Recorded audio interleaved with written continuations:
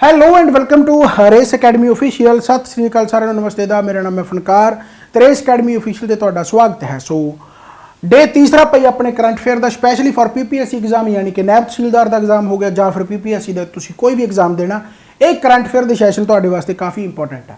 ਡੇ ਦੂਸਰਾ ਇਸ ਤੋਂ ਪਹਿਲਾਂ ਯਾਨੀ ਡੇ 2 ਹੋ ਚੁੱਕਿਆ, ਤੁਸੀਂ ਉਹਨਾਂ ਦਾ ਜ਼ਰੂਰ ਸੈਸ਼ਨ ਦੇਖ ਲੈਣਾ।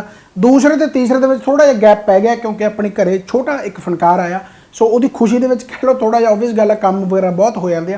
ਸੋ ਇਸ ਕਰਕੇ ਹਾਲਾਂਕਿ ਕੰਮ ਹੁਣ ਵੀ ਬਹੁਤ ਜ਼ਿਆਦਾ ਵੱਧ ਗਿਆ ਕਿਉਂਕਿ ਪੰਜਾਬ ਪੁਲਿਸ ਦਾ ਪੇਪਰ ਵੀ ਅਨਾਉਂਸ ਕਰਤਾ। ਚਲੋ ਖੈਰ, ਤਾਂ तीसरा जो सैशन है बेसिकली करंट अफेयर ये मैं सारी कसर पिछलियां पूरी कर दूंगा, यानी ये मैं क्वेश्चन भी ज़्यादा लेके आया एंड थोड़ा जो वधिया तो वधिया क्वेश्चन लेके आया। पर फिर भी मैं तुम्हें कहूँगा कि टाइम बहुत थोड़ा।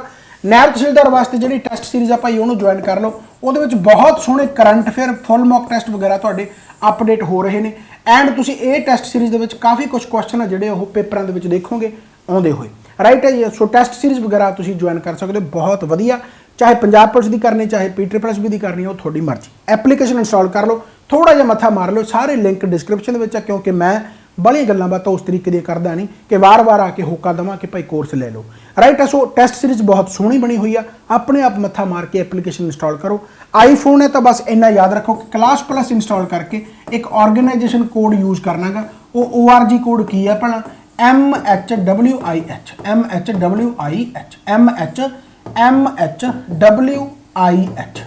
राइट है। सो ये तुम एप्लीकेशन इंस्टॉल कर सकते हो। सो ज़्यादा गल्लां बातां ना करते हुए आप सीधा सैशन स्टार्ट करते हैं। पहला क्वेश्चन ध्यान दे नाल पढ़ना, कहता जी देखो, केशवचंद्र भारती किसी को सुप्रीम कोर्ट वालों लैंडमार्क दिता गया सी कि बेसिक स्ट्रक्चर याद हो, 1973 का एक केशवचंद्र भारती केस है, दोबारा इस पर बहस हुई है। कहते जी recently vice president of India has rekindled the debate over the doctrine of separation of powers. Doctrine of separation of power से कहते दोबारा डिबेट हुई है by citing the supreme court's landmark 1973 Keshavchandra Bharati case. यानी केशवचंद्र भारती केस जी सैपरेशन ऑफ पावर को कहा गया सी बेसिक फीचर, उसनों लैके बेसिकली एक तरीके की प्रॉपर बहस फिर तो जी हुई है। तो अपन क्वेश्चन की पूछ लिया कि दसो भाई doctrine of separation of power की है। याद होना तो कि जो एक्साइज इंस्पैक्टर का पेपर सीगा तो उस तो पहले मैं पॉलिटी के 700 क्वेश्चन करवाए सी, लगभग 700 क्वेश्चन सीगे एंड बहुत सोहने क्वेश्चन सी पॉलिटी तो जोड़े एक्साइज तो पहला। तो मैं कहूँगा नैब तहसीलदार वाले भी जवाक इहनूं देख लैण, बहुत सोहने हैं। प्लेलिस्ट में पे होंगे रिवीजन जोड़े है लैक्चर पॉलिटी के 700 क्वेश्चन है लगभग एंड वो सैपरेशन ऑफ पावर के बहुत सारे क्वेश्चन सी। हुण सैपरेशन ऑफ पावर को समझने के लिए पहली गल तो तुहानूं बेसिक चीज़ां आउणियां चाहीदियां, पर फिर भी मैं तुहानूं समझाउण की कोशिश करदा। देखो ध्यान दे नाल, एक होंदी है भाई सैपरेशन ऑफ पावर तो एक होंदी है division of power. Division of power का तुसीं ये मतलब समझो कि भाई सेंटर कोले भी पावर जी पावर डिवाइड करता है इस तरीके नाल कि सेंटर कोले भी पावर है, स्टेट कोले भी पावर है, कुछ ऐसे सबजैक्ट भी है जिहदे दोनों की पावर है। जिवें आप पढ़ते हैं ना कि यूनीयन लिस्ट आ यह जी, कनकरेंट लिस्ट आ यह जी, स्टेट लिस्ट आ, स्टेट लिस्ट के state the power, union list के यूनीयन दी पावर, कनकरेंट के दोनों की पावर, पर जी सेंटर आ वो स्ट्रोंग रहिंदी है। पर जो आप सैपरेशन ऑफ पावर की गल करते हैं, सैपरेशन ऑफ पावर का मतलब की है कि different branches of the government, जिमें कि आह भाई तुहाडा एग्जीक्यूटिव है, आह तुहाडा जिहड़ा हैगा जी की कहते होंदे उहनूं लैजिसलेटिव है, आह तुहाडा हो गया जुडिशरी। यानी कहने का मतलब ये आ बैरीयर इन्हां दे विच लग्या होया कि इधरला बंदा इधर नहीं जा सकता, इधरला बंदा इधर नहीं जा सकता। ये इंडिया दे विच नहीं हैगा, ये USA दे विच आ। USA दे विच किवें, जिवें कि आपां गलबात करिए USA प्रेजिडेंट की, तो बेसिकली USA प्रेजिडेंट जिहड़ा एग्जीक्यूटिव का हिस्सा गा, यानी लॉ नूं इंप्लीमेंट कराउंदा गा, पर वो लॉ नूं बनाउण दे विच हिस्सेदारी उहदी कोई भी नहीं हैगी। इस तरीके दे नाल जिहड़े लॉ बनाउण वाले उन्हां दी इंप्लीमेंट करन दे विच कोई हिस्सेदारी नहीं हैगी एंड जिहड़ा जुडिशरी है वो अपने आप दे विच इंडिपेंडेंट है एंड उन्हां दी भी इहदे विच हिस्सेदारी नहीं हैगी। यानी सैपरेशन है। सैपरेशन ऑफ पावर का मतलब की है कि हरेक डिपार्टमेंट अपने आप दे विच सुप्रीम है, पर अपने जिवें मोदी साहब यानी कि ਜਿਹੜੇ ਉਹ ਲੈਜਿਸਲੇਟਿਵ ਦੇ ਵਿੱਚ ਵੀ ਹੈਗੇ, यानी लॉ मेकिंग ਦੇ ਵਿੱਚ ਵੀ ਹੈਗੇ ਆ एंड ਉਹਨੂੰ ਇੰਪਲੀਮੈਂਟ ਕਰਾਉਣ ਵਾਲੇ ਡਿਪਾਰਟਮੈਂਟ ਦੇ ਵਿੱਚ ਵੀ ਹੈਗੇ, यानी ਐਗਜ਼ੀਕਿਊਟਿਵ ਦੇ ਵਿੱਚ ਵੀ ਹੈਗੇ ਆ। ਆਪਣੇ ਜੇਕਰ ਸੈਪਰੇਸ਼ਨ ਦੀ ਗੱਲ ਕੀਤੀ ਗਈ ਹੈ, ਸਿਰਫ ਸੈਪਰੇਸ਼ਨ ਦੀ ਗੱਲ ਕੀਤੀ ਗਈ ਹੈ, ਤਾਂ ਆਰਟੀਕਲ 150 ਆਉਂਦਾ ਜਿਹਦੇ ਵਿੱਚ ਕਿਹਾ ਗਿਆ ਕਿ ਜਿਹੜੀ ਜੁਡੀਸ਼ਰੀ ਹੈ, ਜੁਡੀਸ਼ਰੀ ਐਗਜ਼ੀਕਿਊਟਿਵ ਤੋਂ थोड़ा जा सैपरेट होकर काम करे, थोड़ा यानी पूरे सैपरेट होकर काम करे, यानी judiciary separation separate from executive branch, right है। सो ये आर्टिकल 50 आपको DPSP यानी directive principle of state policy मिलता है, राइट है। सो सैपरेशन ऑफ पावर तो मैं समझाता। सो सैपरेशन ऑफ पावर का मतलब क्या है कि हर एक डिपार्टमेंट वो अपने आप के सुप्रीम है, यानी वो दखलअंदाजी नहीं करूगी। अपने इंडिया के चलता है चैक्स एंड बैलेंस, ਇਹ ਮੈਂ ਬਹੁਤ ਸੋਹਣੇ ਲੈਕਚਰ ਪੜ੍ਹਾਏ ਹੋਏ ਆ ਭਾਈ ਥਿਊਰੀ ਦੇ ਵਿੱਚ, ਜੇਕਰ ਕਿਸੇ ਨੇ ਪੜ੍ਹਨੇ ਹੋਣ ਤਾਂ ਪੜ੍ਹ ਸਕਦਾ ਜਾ ਕੇ ਕੋਰਸ ਦੇ ਵਿੱਚ। ਚੈਕਸ ਐਂਡ ਬੈਲੈਂਸ ਦਾ ਮਤਲਬ ਕੀ ਆ ਕਿ ਹਰੇਕ ਡਿਪਾਰਟਮੈਂਟ ਦੇ ਵਿੱਚ ਬੰਦਾ ਤਾਂ ਨਹੀਂ ਕੋਈ ਜਾ ਸਕਦਾ, ਪਰ ਟਾਈਮ ਟੂ ਟਾਈਮ ਚੈੱਕ ਕਰਦੇ ਰਹਿੰਦੇ ਆ। ਟਾਈਮ ਟੂ ਟਾਈਮ ਚੈੱਕ ਕਿਵੇਂ ਕਰਦੇ ਰਹਿੰਦੇ ਆ, ਜਿਵੇਂ ਜੁਡੀਸ਼ਰੀ ਕੋਲੇ ਜੁਡੀਸ਼ੀਅਲ ਰਿਵਿਊ ਹੈ ਕਿ ਜਿਹੜਾ ਲਾਅ ਐਗਜ਼ੀਕਿਊਟਿਵ ਨੇ ਇੰਪਲੀਮੈਂਟ ਕੀਤਾ ਕੀ ਉਹ ਸਹੀ ਤਰੀਕੇ ਨਾਲ ਕੀਤਾ ਕਿ ਨਹੀਂ ਕੀਤਾ, ਤਾਂ ਚੈੱਕ ਵੀ ਕਰਦੀ ਹੈ ਤੇ ਉਹਨੂੰ ਬੈਲੈਂਸ ਵੀ ਕਰਦੀ ਹੈ। ਜੇ ਸਹੀ ਤਰੀਕੇ ਨਾਲ ਨਹੀਂ ਕੀਤਾ ਤਾਂ ਉਹਨੂੰ ਨਲ ਐਂਡ ਵੋਇਡ ਕਰਾਰ ਦੇ ਦਿੰਦੀ ਹੈ ਨਾ। ਇਸੇ ਤਰੀਕੇ ਦੇ ਨਾਲ ਐਗਜ਼ੀਕਿਊਟਿਵ ਆ ਜਿਹੜਾ ਉਹ ਲਾਅ ਬਣਾਉਣ ਵਾਲਿਆਂ ਤੋਂ ਦੇਖਦੇ ਆ ਵੀ ਲਾਅ ਸਹੀ ਤਰੀਕੇ ਨਾਲ ਬਣ ਰਿਹਾ ਜਾਂ ਨਹੀਂ ਬਣ ਰਿਹਾ, ਯਾਨੀ ਇੱਕ ਦੂਸਰੇ ਨੂੰ ਚੈੱਕ ਕਰਦੇ ਰਹਿੰਦੇ ਆ। ਇਹ ਇੰਡੀਆ ਦੀ ਇੱਕ ਤਰ੍ਹਾਂ ਦੀ ਪਰਸਨੈਲਿਟੀ ਆ, ਯਾਨੀ ਇੱਕ ਦੂਸਰੇ ਨੂੰ ਚੈੱਕ ਕਰਨਾ, ਰਾਈਟ। ਪਰ ਸੈਪਰੇਸ਼ਨ ਆਫ ਪਾਵਰ ਨਹੀਂ ਹੈਗਾ, ਡਿਵੀਜ਼ਨ ਆਫ ਪਾਵਰ ਜ਼ਰੂਰ ਹੈ, ਰਾਈਟ। ਸੋ ਮੇਰੇ ਹਿਸਾਬ ਦੇ ਨਾਲ ਤੁਸੀਂ ਸਮਝ ਗਏ ਹੋਗੇ। ਹੁਣ ਆਪਾਂ ਜਦੋਂ ਕੁਐਸਚਨ ਪੜ੍ਹਦੇ ਹਾਂ ਦੇਖੋ ਧਿਆਨ ਦੇ ਨਾਲ, ਕਹਿੰਦਾ ਜੀ ਸੈਪਰੇਸ਼ਨ ਆਫ ਪਾਵਰ ਇੱਕ ਡਿਵੀਜ਼ਨ ਹੈ ਕਿਸ ਤਰੀਕੇ ਦੀ ਵੀ ਉਹਦੇ ਵਿੱਚ legislative, executive and judicial function ਆ ਉਹ ਸਾਰੇ ਡਿਵਾਈਡ ਕੀਤੇ ਹੋਏ ਆ। ਬਿਲਕੁਲ ਸਹੀ ਆ, ਸੈਪਰੇਸ਼ਨ ਆਫ ਪਾਵਰ ਦੇ ਵਿੱਚ ਲੈਜਿਸਲੇਟਿਵ, ਐਗਜ਼ੀਕਿਊਟਿਵ, ਜੁਡੀਸ਼ੀਅਲ ਅੱਡ-ਅੱਡ ਕੰਮ ਕਰਦੇ ਆ। ਸੋ ਬਿਲਕੁਲ ਯਾਨੀ ਕਿ ਸਟੇਟਮੈਂਟ ਸਹੀ ਆ। ਦੂਸਰੀ ਕਹਿੰਦਾ ਆਰਟੀਕਲ 48 ਆ ਜਿਹੜਾ ਕਿ says that states shall take steps to separate the judicial from the executive. Article 48 ਨਹੀਂ ਹੈਗਾ ਭਾਈ, ਆਰਟੀਕਲ 50 ਹੈ। ਮੈਂ ਤੁਹਾਨੂੰ ਦੱਸ ਹੀ ਦਿੱਤਾ ਕਿ ਆਪਣੇ DPSP ਦੇ ਵਿੱਚ directive principal of state policy ਦੇ ਵਿੱਚ ਜਿਹੜਾ ਕਿ ਪਾਰਟ 4 ਦੇ ਵਿੱਚ ਆਉਂਦਾ, ਆਰਟੀਕਲ 50 ਦੇ ਵਿੱਚ ਲਿਖਿਆ ਹੋਇਆ ਕਿ ਜਿਹੜੀ ਜੁਡੀਸ਼ਰੀ ਆ ਉਹ ਸੈਪਰੇਟ ਰਹੇ ਭਾਈ ਐਗਜ਼ੀਕਿਊਟਿਵ ਤੋਂ, ਹੈ ਨਾ। ਸੋ ਇਹ ਯਾਨੀ ਕਿ ਆਰਟੀਕਲ 50 ਦੇ ਵਿੱਚ ਆ। ਸੋ ਇਹ ਸਟੇਟਮੈਂਟ ਹੋਗੀ ਗਲਤ, ਇਹ ਸਟੇਟਮੈਂਟ ਹੋਗੀ ਗਲਤ। ਤੀਸਰੀ ਸਟੇਟਮੈਂਟ ਕੀ ਆ, ਕਹਿੰਦਾ ਦਾ ਕਨਸਟੀਟਿਊਸ਼ਨਲ ਡਿਮਾਰਕੇਸ਼ਨ, ਯਾਨੀ ਜਿਹੜੀ ਕਨਸਟੀਟਿਊਸ਼ਨਲ ਡਿਮਾਰਕੇਸ਼ਨ ਯਾਨੀ ਕਿ ਜਿਹੜੀ ਲਾਈਨ ਜਿਹੜੀ ਪਾਈ ਹੋਈ ਹੈ ਨਾ ਆਰਗਨਸ ਦੇ ਵਿੱਚ, precludes the concentration of the excessive power by any branch of the government। ਬਿਲਕੁਲ ਸਹੀ ਹੈ, ਯਾਨੀ ਤੀਸਰੀ ਸਟੇਟਮੈਂਟ ਵੀ ਇਹਦੀ ਰਾਈਟ ਹੋਗੀ, ਯਾਨੀ ਪਹਿਲਾ ਤੇ ਤੀਸਰਾ ਸਟੇਟਮੈਂਟ ਇਹਦੀ ਬਿਲਕੁਲ ਰਾਈਟ ਹੈ। ਐਂਡ ਇਹ ਕੁਐਸਚਨ ਤੁਹਾਨੂੰ ਐਜ਼ ਇਟ ਇਜ਼ ਪੇਪਰਾਂ ਦੇ ਵਿੱਚ ਮਿਲ ਸਕਦੇ ਆ, ਕਿਉਂਕਿ ਮੇਰਾ ਮੰਨਣਾ ਇਹ ਹੈ ਕਿ ਜਿਹੜੀ PPSC ਪੇਪਰ ਪਾਉਂਦੀ ਆ ਉਹਦੇ ਵਿੱਚ ਲਗਭਗ ਉਹ UPSC ਦੇ ਪ੍ਰੀਵੀਅਸ ਕੁਐਸਚਨ ਕਹਿ ਲਓ ਜਾਂ ਫਿਰ ਬਿਹਾਰ PCS ਕਹਿ ਲਓ, ਹੈ ਨਾ, ਜਾਂ ਫਿਰ UP PCS ਕਹਿ ਲਓ, ਸੋ ਹਰਿਆਣਾ PCS ਕਹਿ ਲਓ, ਇਹਨਾਂ ਦੇ ਲਗਭਗ ਜਿਹੜੇ ਵਧੀਆ ਕੁਐਸਚਨ ਉਹ ਛਾਂਟ ਕੇ ਉਹਨਾਂ ਨੂੰ ਥੋੜਾ ਜਿਹਾ ਚੇਂਜ ਕਰਕੇ ਪੇਪਰ ਦੇ ਵਿੱਚ ਪਾ ਸਕਦੀ ਹੈ। ਸੋ ਇਹ ਕੁਐਸਚਨ ਕਰਨੇ ਬਹੁਤ ਜ਼ਰੂਰੀ ਹੈ। ਸੋ ਇਹਦਾ ਆਨਸਰ ਜਿਹੜਾ ਆ ਜਾਊਗਾ ਪਹਿਲਾ ਤੇ ਤੀਸਰਾ ਆ ਜਾਊਗਾ। ਹੁਣ ਇਹਦੇ ਬੇਸ ਤੇ ਹੀ ਜਿੰਨੇ ਕੁਐਸਚਨ ਬਣਦੇ ਜਾਣਗੇ ਸੈਪਰੇਸ਼ਨ ਆਫ ਪਾਵਰ ਤੇ ਉਹ ਮੈਂ ਤੁਹਾਨੂੰ ਸਾਰੇ ਕਰਵਾਉਂਦਾ ਜਾਊਂਗਾ। ਐਂਡ ਸੈਪਰੇਸ਼ਨ ਆਫ ਪਾਵਰ ਇੱਕ ਤਰੀਕੇ ਦਾ ਬੇਸਿਕ ਫੀਚਰ ਦੇ ਵਿੱਚ ਵੀ ਪਾਇਆ ਗਿਆ। ਬੇਸਿਕ ਫੀਚਰ ਦਾ ਮਤਲਬ ਕੀ ਆ ਕਿ ਬਹੁਤ ਸਿੰਪਲ ਗੱਲ ਆ, ਹਾਲਾਂਕਿ ਆਪਣੇ ਸੈਪਰੇਸ਼ਨ ਆਫ ਪਾਵਰ ਹੈ ਨਹੀਂ, ਆਪਣੇ ਤਾਂ ਡਿਵੀਜ਼ਨ ਆਫ ਪਾਵਰ ਆ, ਪਰ ਫਿਰ ਵੀ ਆਰਟੀਕਲ 50 ਰਾਹੀਂ ਕਿਹਾ ਗਿਆ ਕਿ ਭਾਈ ਜਿਹੜੀ ਜੁਡੀਸ਼ਰੀ ਆ ਤੇ ਐਗਜ਼ੀਕਿਊਟਿਵ ਉਹ ਇੱਕ ਦੂਸਰੇ ਤੋਂ ਸੈਪਰੇਟ ਹੋ ਕੇ ਕੰਮ ਕਰਨ, ਰਾਈਟ। ਐਂਡ ਜੇਕਰ ਤੁਹਾਨੂੰ ਪੁੱਛ ਲਿਆ ਜਾਵੇ ਕਿ ਜਿਹੜਾ ਬੇਸਿਕ ਫੀਚਰ ਹੈ, ਜਿਹੜਾ ਬੇਸਿਕ ਫੀਚਰ ਆ ਕੀ ਇਹਦੀ ਡੈਫੀਨੇਸ਼ਨ ਕਿਤੇ ਵੀ ਕਨਸਟੀਟਿਊਸ਼ਨ ਦੇ ਵਿੱਚ ਮਿਲਦੀ ਆ? ਬਿਲਕੁਲ ਵੀ ਨਹੀਂ ਮਿਲਦੀ। ਬੇਸਿਕ ਫੀਚਰ ਦਾ ਮਤਲਬ ਤੁਸੀਂ ਐਂ ਸਮਝੋ ਕਿ ਜਿਵੇਂ ਘਰ ਦੇ ਵਿੱਚ ਆਪਣਾ ਸੁਪਰੀਮ, ਆਪਣਾ ਦਾਦਾ, ਆਪਣਾ ਪੜਦਾਦਾ ਜਾਂ ਆਪਣੇ ਡੈਡੀ ਆ, ਤਾਂ ਬੇਸਿਕਲੀ ਉਹਨਾਂ ਨੇ ਇਹ ਕਹਿਤਾ ਵੀ ਭਾਈ ਤੁਸੀਂ ਜੋ ਮਰਜ਼ੀ ਕਰੋ, ਯਾਨੀ ਘਰ ਦੇ ਵਿੱਚ ਜਿਹੜੀ ਯਾਨੀ ਗੰਦ ਨਹੀਂ ਪੈਣਾ ਚਾਹੀਦਾ। ਹੁਣ ਘਰ ਦੇ ਵਿੱਚ ਗੰਦ ਨਹੀਂ ਪੈਣਾ ਚਾਹੀਦਾ ਮਤਲਬ ਕਿੰਨਾ ਕੁ ਗੰਦ ਨਹੀਂ ਪੈਣਾ ਚਾਹੀਦਾ, ਕਿੱਥੇ ਗੰਦ ਨਹੀਂ ਪੈਣਾ ਚਾਹੀਦਾ, ਇਹ ਉਹਨਾਂ ਨੇ ਕੁਝ ਨਹੀਂ ਕਿਹਾ। ਘਰ ਦੇ ਵਿੱਚ ਗੰਦ ਨਹੀਂ ਪੈਣਾ ਚਾਹੀਦਾ। ਹੁਣ ਤੁਸੀਂ ਇਹ ਨਹੀਂ ਕਹਿ ਸਕਦੇ ਵੀ ਮੈਂ ਉਸ ਕਮਰੇ ਦੇ ਵਿੱਚ ਗੰਦ ਪਾਤਾ, ਇਹਨਾਂ ਨੇ ਤਾਂ ਕਿਹਾ ਸੀਗਾ ਭਾਈ ਘਰ ਦੇ ਵਿੱਚ ਨਹੀਂ ਪੈਣਾ ਚਾਹੀਦਾ, ਉਹ ਤਾਂ ਕਮਰਾ ਯਾਨੀ ਉਹ ਘਰ ਦੇ ਗਾਹਾਂ ਅੰਦਰ ਜਾ ਕੇ ਆ। ਸੋ ਬੇਸਿਕਲੀ ਜਿਹੜਾ ਬੇਸਿਕ ਫੀਚਰ ਆ ਕਨਸਟੀਟਿਊਸ਼ਨ ਟਾਈਮ ਟੂ ਟਾਈਮ ਤੁਹਾਨੂੰ ਦੱਸਦਾ ਰਹੂਗਾ। ਕਨਸਟੀਟਿਊਸ਼ਨ ਕਹਿ ਗਿਆ ਮੈਂ, ਸੁਪਰੀਮ ਕੋਰਟ ਯਾਨੀ ਕਿ ਟਾਈਮ ਟੂ ਟਾਈਮ ਡਿਫਾਈਨ ਕਰਦਾ ਰਹੂਗਾ ਕਿ ਆਹ ਭਾਈ ਬੇਸਿਕ ਫੀਚਰ ਹੈ ਤੇ ਬੇਸਿਕ ਫੀਚਰ ਕਦੇ ਵੀ ਤੁਹਾਡਾ ਯਾਨੀ ਕਨਸਟੀਟਿਊਸ਼ਨ ਦਾ ਜਿਹੜਾ ਬੇਸਿਕ ਫੀਚਰ ਉਹ ਵਾਇਲੇਟ ਨਹੀਂ ਹੋਣਾ ਚਾਹੀਦਾ।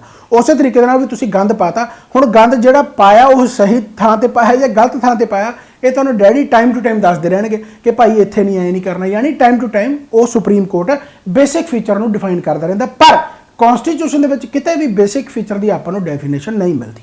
ਇਹ ਕੇਸ਼ਵ ਨੰਦ ਭਾਰਤੀ ਕੇਸ ਸੀਗਾ। ਇਸ ਤੋਂ ਪਹਿਲਾਂ ਵੀ ਇੱਕ ਕੇਸ ਸੀਗਾ ਗੋਰਖਨਾਥ ਕੇਸ। ਜਿਹੜਾ ਗੋਰਖਨਾਥ ਕੇਸ ਸੀਗਾ ਬੇਸਿਕਲੀ 1960 ਦੇ ਵਿੱਚ, ਉਹਦੇ ਵਿੱਚ ਕਿਹਾ ਗਿਆ ਸੀ ਕਿ ਪ੍ਰੈਂਬਲ ਆ ਜਿਹੜਾ ਉਹ ਕਨਸਟੀਟਿਊਸ਼ਨ ਦਾ ਹਿੱਸਾ ਹੀ ਹੈ ਨਹੀਂ, preamble is not part of the constitution.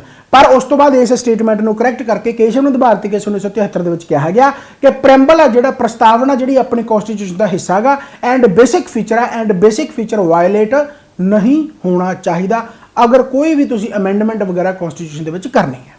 ਇਹ ਕੇਸ਼ਵ ਨੰਦ ਭਾਰਤੀ ਕੇਸ 1973 ਸੀਗਾ। ਹੁਣ ਆਪਾਂ ਗਾਹਾਂ ਕੁਐਸਚਨ ਦੇ ਵਿੱਚ ਆਉਣਾ, ਦੇਖੋ ਨਾਲ ਦੀ ਨਾਲ। ਪਹਿਲਾ ਕੁਐਸਚਨ ਕੀ ਆ, ਕਹਿੰਦਾ ਪਹਿਲੀ ਸਟੇਟਮੈਂਟ ਕੀ ਆ, ਦ ਕਨਸਟੀਟਿਊਸ਼ਨ ਆਫ ਇੰਡੀਆ ਡਿਫਾਈਨਸ, ਕਹਿੰਦਾ ਕਨਸਟੀਟਿਊਸ਼ਨ ਆਫ ਇੰਡੀਆ ਡਿਫਾਈਨ ਕਰਦਾ ਕਿਸ ਨੂੰ? ਬੇਸਿਕ ਫੀਚਰ ਨੂੰ। ਸਿੱਧਾ ਹੀ ਗਲਤ ਹੋ ਜਾਊਗਾ ਕਿ ਬੇਸਿਕ ਸਟਰਕਚਰ ਨੂੰ ਡਿਫਾਈਨ ਕਰਦਾ ਹੀ ਨਹੀਂ in terms of the federalism, secularism, fundamental rights and democracy। So constitution of India basic feature ਨੂੰ ਕਦੇ ਵੀ ਡਿਫਾਈਨ ਨਹੀਂ ਕਰਦਾ। Supreme Court time to time ਜੋ ਵੀ ਕੇਸ ਆਉਂਦੇ ਆ उदों वो डिफाइन करता रहिंदा। सो पहली स्टेटमेंट गलत होगी।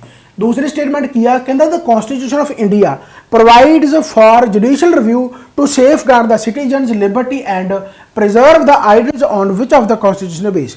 हुण जुडिशियल रिव्यू का काम जिहड़ा हैगा गा भी वो एग्जीक्यूशन है जिहड़े लॉ बनाउण वाले आ ते लॉ इंप्लीमेंट करन वाले आ।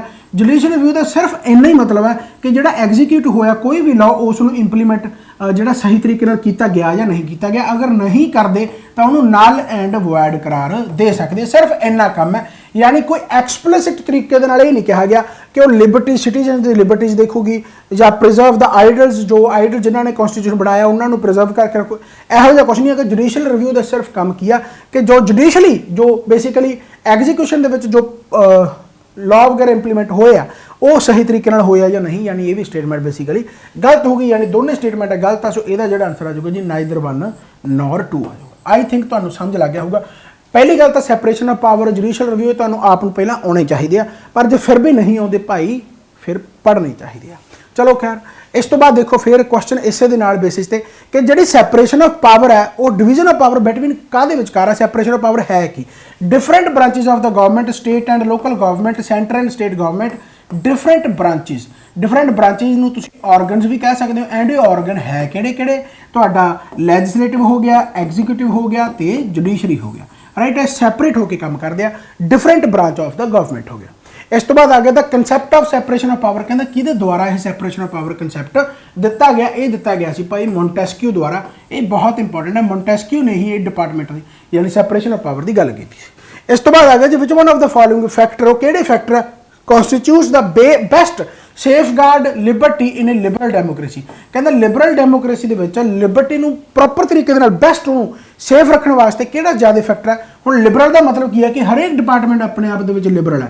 बहुत सिंपल गल है, लैजिस्लेटिव अपना सुप्रीम है, एग्जीक्यूटिव अपना सुप्रीम है एंड जुडिशरी अपनी सुप्रीम अपनी इंडिपेंडेंट है। कोई भी एक दूसरे के दखलअंदाजी दे नहीं रहा। सो इस करके तुसीं कह सकते हो कि best safeguard to the liberty separation of power. इस तो बाद आ गया जी when power is shared among different organs of the government. जो कहता पावर डिस्ट्रीब्यूट कर दी जाती है किन्ना विचकार डिफरेंट ऑर्गनस, वही different branches of the government होगा, तो उन्होंने की कहने आपां तो वह होंदी है भाई तुहाडी सैपरेशन ऑफ पावर। हर एक क्वेश्चन ये मैं पाता करंट अफेयर नाल स्टैटिक जी के नाल पॉलिटी, देखो कितना वधिया कंबीनेशन है। सो इसे करके कहना कि प्रॉपर तरीके के नाल जिहड़े पिछले लेक्चर वो भी देख लेना एंड इंस्टॉल करके एप्लीकेशन उत्थे जरूर टेस्ट सीरीज ला लो, क्योंकि वो बहुत सोहने सोहने क्वेश्चन है। पक्का तुहानूं उत्थों क्वेश्चन मिल जाएंगे पेपरां दे विच। फेमस केशव नंद भारती केस 1973 जिहड़ा होया सी, कहंदा वो किहदे नाल एसोसीएटेड सीगा, की इशू सीगा। अपॉइंटमेंट ऑफ द जजिस ऑफ द सुप्रीम कोर्ट बिल्कुल नहीं। अमेंडेबिलिटी ऑफ द प्रेम्बल, हाँ जी प्रेम्बल नूं चेंज करना, अमेंड करना, तां ही फिर कहा सीगा कि preamble is the part of the constitution and basic structure तुहाडा वायलेट नहीं होना चाहिए। केशव नंद भारती केस दे विच कहा सी। And Kesavananda Bharati case जिहड़ा सीगा वर्सिस स्टेट ऑफ केरला सी, स्टेट ऑफ केरला। ये भी जरूर याद रखना एंड ईयर भी जरूर याद रखा करो 1973, राइट हो गई। यानी दूसरा आंसर आ गया। इस तो बाद आ गया वन लाइनर में क्वेश्चन पाते, आंसर तो मैं दस दूंगा कि कहना केड़ा केस सी the case in which Supreme Court ने कहा गेव अ डिसीजन, कहता that there is a basic structure of the constitution and nobody can violate the basic structure, कोई भी वायलेट नहीं कर सकता। सो केड़ा केस सीगा केशव नंद भारती केस 1973 हो गया। The doctrine of basic structure, कहता बेसिक स्ट्रक्चर का जोड़ा सिद्धांत है वो कहता किहड़े केस दे विच आया सीगा, वो भी किहड़े केस दे विच आया सी केशव नंद Bharati case 1973।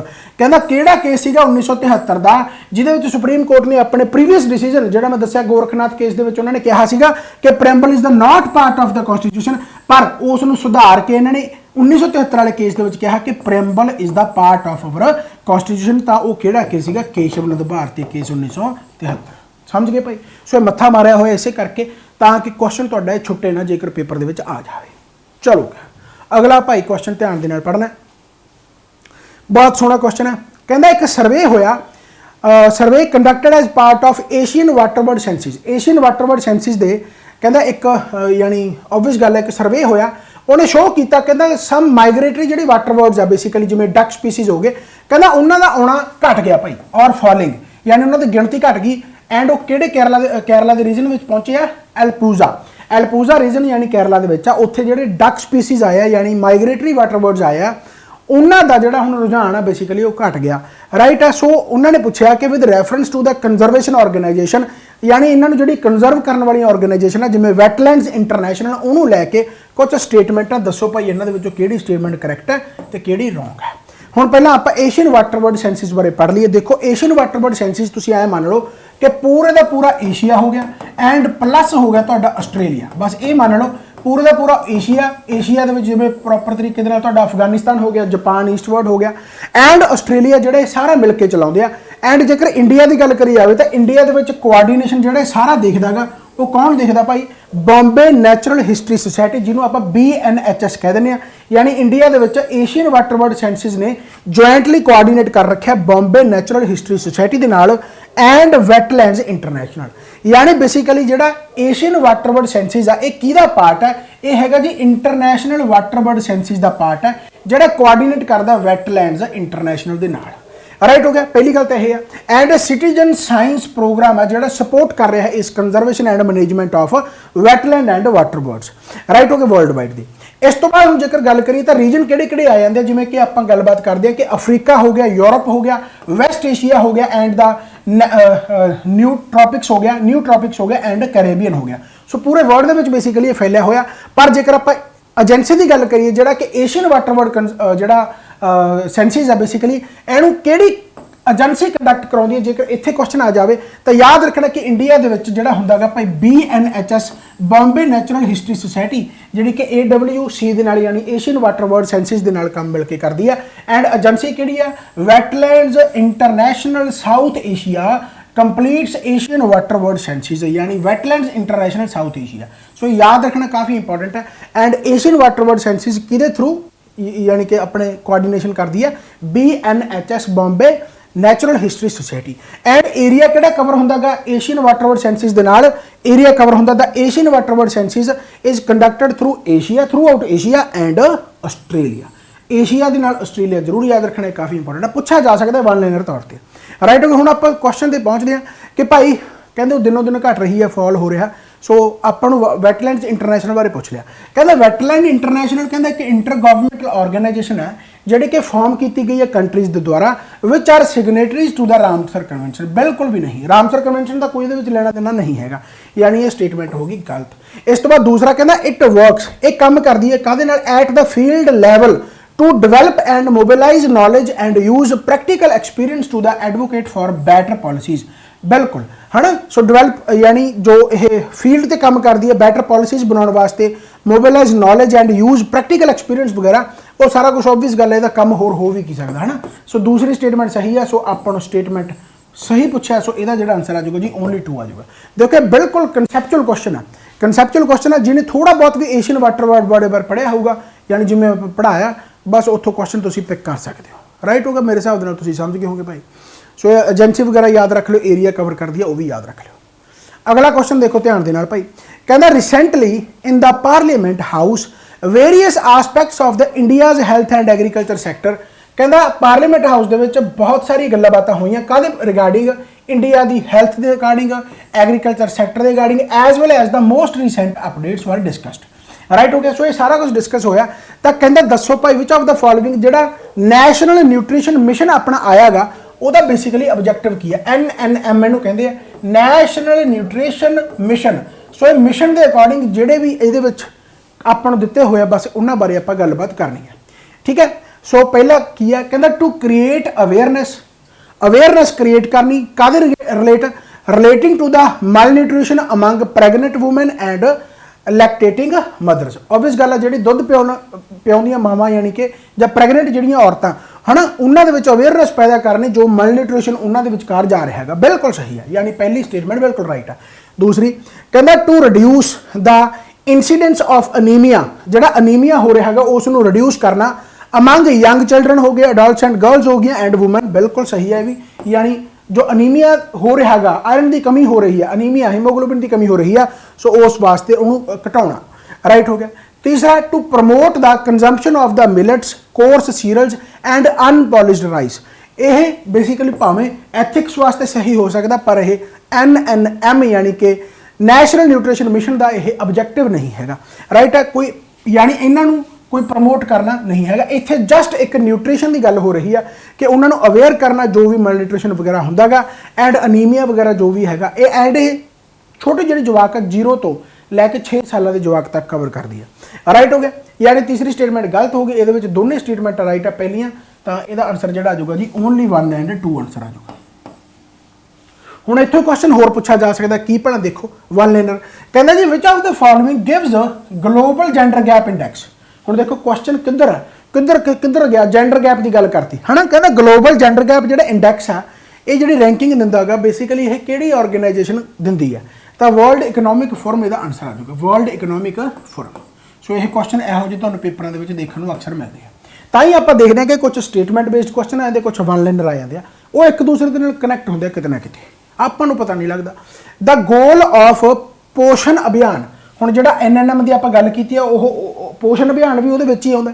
So the goal of Poshan Abhiyan is to achieve improvement of the nutritional status of, यानी पोषण अभियान जिहड़ा आया वो इंप्रूवमेंट लियाऊगा किन्ना दे विचकार, राइट, न्यूट्रिशनल स्टेटस किन्ना दा वधिया करूगा, चिल्ड्रन जिहड़े 0 तो 6 साल तक है, प्रैगनेंट वूमेन हो गई, लैक्टेटिंग मदर्स हो गई, बिल्कुल, यानी ऑल ऑफ अबव इसका आंसर आ जाऊगा। सो इस तरीके के क्वेश्चन भी तुहानूं देखने को मिल सकते हैं।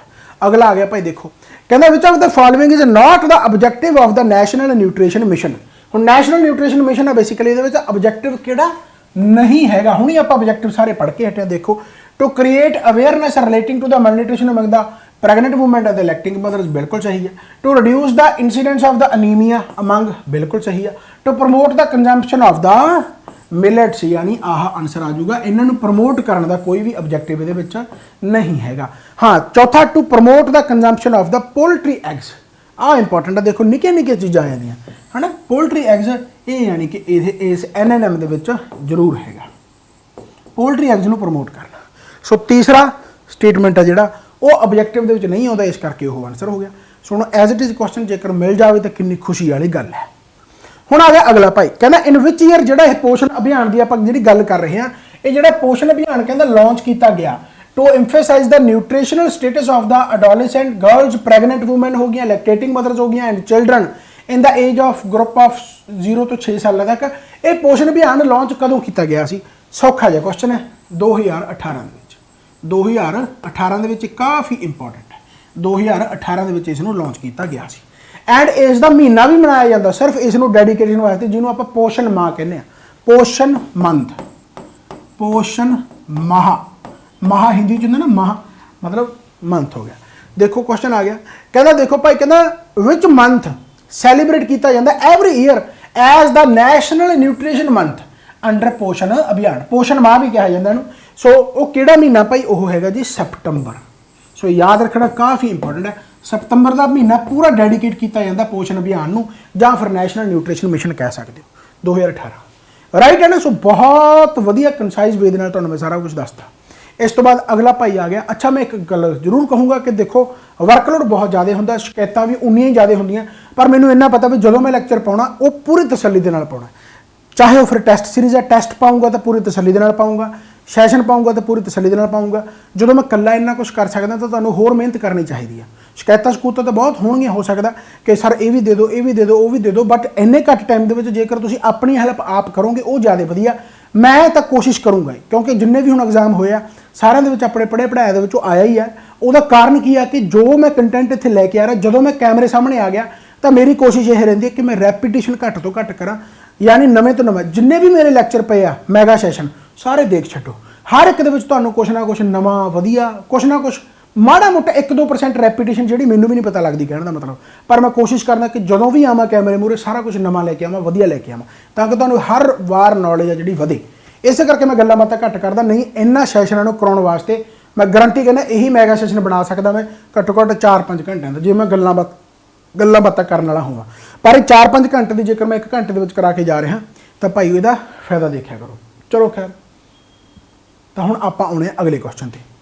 अगला क्वेश्चन की है, कहना recently the Bangla Sahitya Sabha Assam felicitated guests at the function with hybrid gamcha, इहनूं गमछा कह लो, made of the Assam gamcha हो गया, बंगाली गमछा हो गया। बेसिकली होया कि यह जियोग्राफिकल इंटीग्रेशन यानी GI टैग के नाल रिलेटेड है। GI टैग होंदा प्रोडक्ट्स ते, ਜਿਹੜੀਆਂ ਮਸ਼ਹੂਰ ਹੋ ਜਾਂਦੀਆਂ ਉਹਨਾਂ ਨੂੰ ਨਾਮ ਦਿੱਤਾ ਜਾਂਦਾ, ਜਿਵੇਂ ਮੰਨ ਲਓ ਫੋਰ ਐਗਜ਼ਾਮਪਲ ਆਪਣੇ ਬਾਸਮਤੀ ਚੌਲ ਹੈ, ਬਾਸਮਤੀ ਹੋ ਗਿਆ ਆਪਣਾ ਪੰਜਾਬ ਦਾ GI ਟੈਗ ਹੈ, ਰਾਈਟ ਹੈ। ਫੁਲਕਾਰੀ ਹੋ ਗਈ ਆਪਣੇ ਪੰਜਾਬ ਦਾ GI ਟੈਗ ਲਿਆ ਹੋਇਆ, ਤਾਂ ਫੁਲਕਾਰੀ ਜਦੋਂ ਨਾਮ ਲੈਂਦਾ ਤਾਂ ਬੰਦਾ ਪੰਜਾਬ ਕਹਿੰਦਾ। ਫੁਲਕਾਰੀ ਹਾਲਾਂਕਿ ਰਾਜਸਥਾਨ ਦੇ ਵਿੱਚ ਵੀ ਹੈ GI ਟੈਗ, ਉਹਦਾ ਥੋੜਾ ਜਿਹਾ ਸਪੈਲਿੰਗ ਇੱਧਰ ਉੱਧਰ ਹੈ ਹਨ। ਸੋ ਮੇਰੇ ਕਹਿਣ ਦਾ ਮਤਲਬ ਕੀ ਆ ਕਿ ਇੱਥੇ ਕੀ ਹੋਈ ਹੈ, ਇੱਕ ਗਲਤੀ ਹੋ ਗਈ ਜਾਂ ਕਹਿ ਲਓ ਵੀ ਠੇਸ ਪਹੁੰਚਾਈ ਗਈ।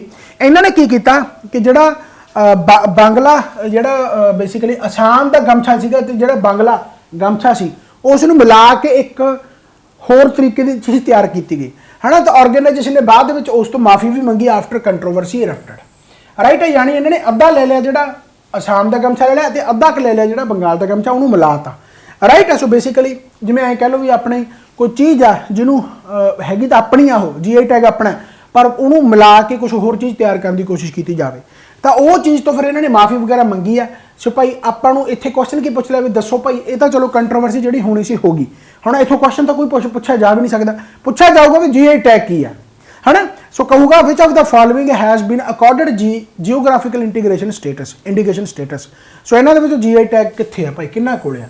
ਬਨਾਰਸ ब्रोकेड्स एंड साड़ी, बनारस साड़ियाँ GI टैग दिता हुआ, बिल्कुल सही है। इस तो बाद आ गया जी तिरुपति लड्डू, तिरुपति लड्डू को भी GI टैग मिले हुआ। राजस्थानी दाल बाटी चूरमा को GI टैग नहीं मिले हुए, यानी ਇਹਦਾ ਜਿਹੜਾ ਆਨਸਰ ਆ ਜਾਊਗਾ ਜੀ ਪਹਿਲਾ ਤੇ ਤੀਜਾ ਆਨਸਰ ਆ ਜਾਊਗਾ, ਪਹਿਲਾ ਤੇ ਤੀਜਾ। ਬਸ ਇਹ ਤੁਹਾਨੂੰ ਯਾਦ ਰੱਖਣੇ ਪੈਣਗੇ ਕਿ GI ਟੈਗ ਜਿਹੜੇ ਮਸ਼ਹੂਰ ਆ। ਬਨਾਰਸ ਸਾੜੀ ਬਹੁਤ ਵਾਰ ਪੇਪਰਾਂ ਦੇ ਵਿੱਚ ਆਉਂਦੀ ਹੈ ਕਿ ਇਹਨਾਂ ਦੇ ਵਿੱਚੋਂ GI ਟੈਗ ਕਿਹਨੂੰ ਮਿਲਿਆ ਹੋਇਆ। ਪੰਜਾਬ ਦੇ ਰਿਲੇਟਡ ਵੀ ਪੁੱਛਿਆ ਜਾ ਸਕਦਾ, ਜਿਵੇਂ ਕਿ ਆਹ ਦੇਖੋ ਕਹਿੰਦਾ, ਅੱਛਾ ਪਹਿਲਾਂ ਤਾਂ ਆਹ ਕੁਐਸਚਨ ਛੱਡੋ, ਇੱਕ ਵਾਰੀ ਆਹ ਪੜ੍ਹਦੇ ਆਪਾਂ।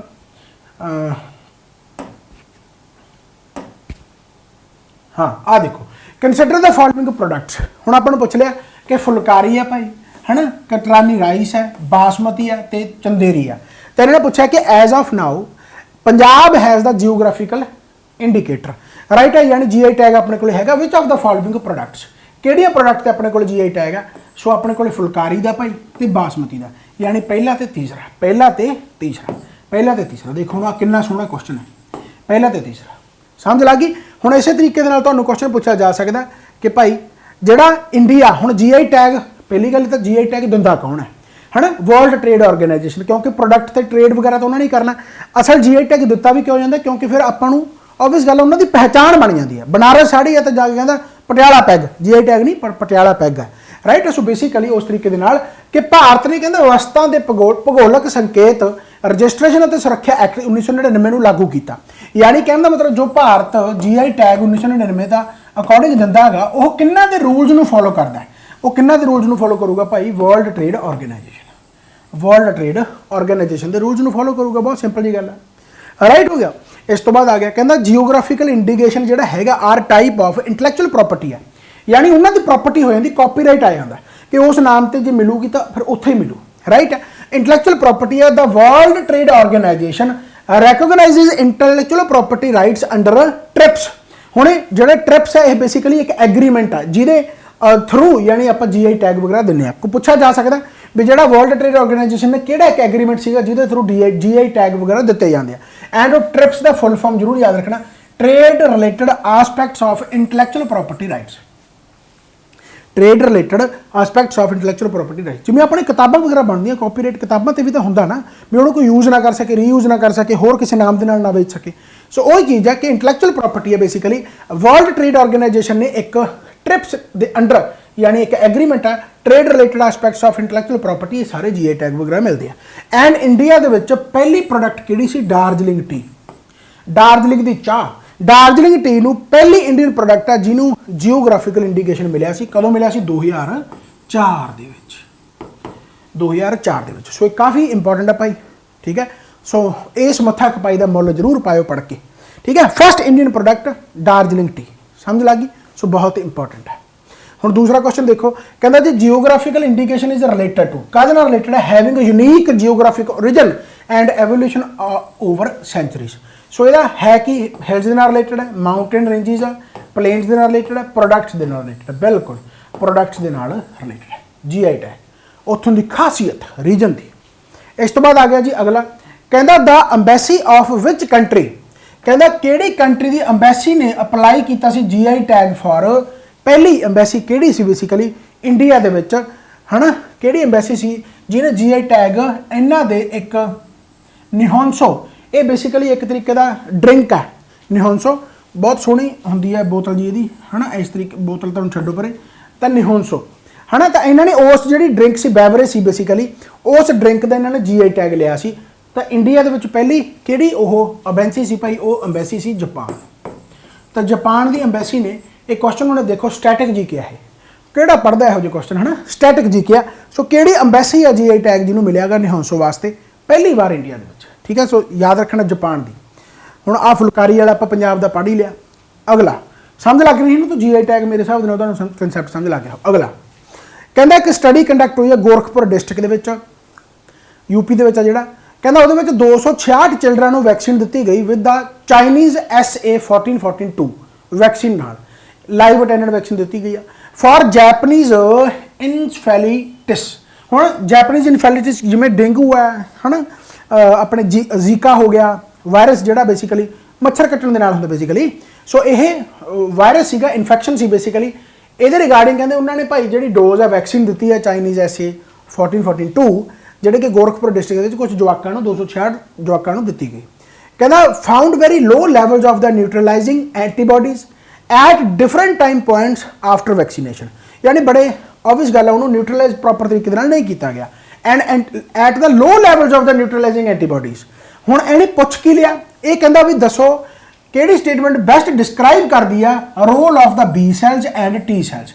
जिहड़े बी सैल होंदे आ टी सैल होंदे आ ह्यूमन बॉडी दे विच, उन्हां दा रोल की है। हुण बहुत सिंपल जी गल है कि जो इन्फैक्शन है, इन्फैक्शन होंदी है ऑब्वियस गल है किसी वायरस के आउण दे नाल।